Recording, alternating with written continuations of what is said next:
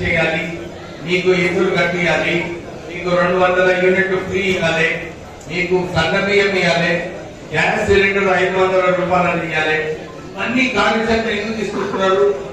ఈద ప్రజలకు రాష్ట్ర ప్రభుత్వం ద్వారా మీకు మంచి మేలు కావాలని చెప్పి రేవంత్ రెడ్డి గారు కాంగ్రెస్ ప్రభుత్వము ఈ కార్యాచరణ తీసుకుంటారు. మంచి విషయమా కదా? అది చెప్పండి, ఎవరు కొట్టలేరు.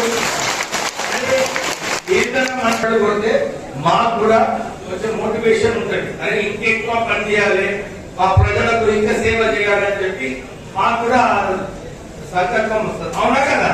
అయితే మీరు మంచిగా చెప్పట్టుకుంటున్నప్పుడు రెండు విషయాలు ఈ ప్రొసీడింగ్స్ లా మీరు ఒక విషయం గమనించాలి. 600 స్క్వేర్ ఫీటే కట్టాలి. ఒక్క స్క్వేర్ ఫీట్ కూడా ఎక్కువైంది అనుకో కంప్యూటర్ ఒప్పుకోదు. కంప్యూటర్ ఒప్పుకుంటుందా? నేను నాయకులు చెప్తే కంప్యూటర్ ఒప్పుకుంటుందా? మీరు నాయకుల దగ్గర పోకండి. నాయకుల దగ్గర పోతే వాళ్ళు నా దగ్గరకు వస్తారు. వాళ్ళ టైం వేస్ట్, నా టైం వేస్ట్. కంప్యూటర్ అయితే మీకు బిలియన్. మీరు 600 స్క్వేర్ ఫీట్ అనే కట్టు. ఇంకో విషయం, కలెక్టర్ గారు ఇక్కడనే ఉన్నారు. మీ అందరికి ఎవరైతే ఇల్లులు కట్టుకుంటుందో మీ అందరికి ఇసుక కూడా ఫ్రీ అన్నమాట.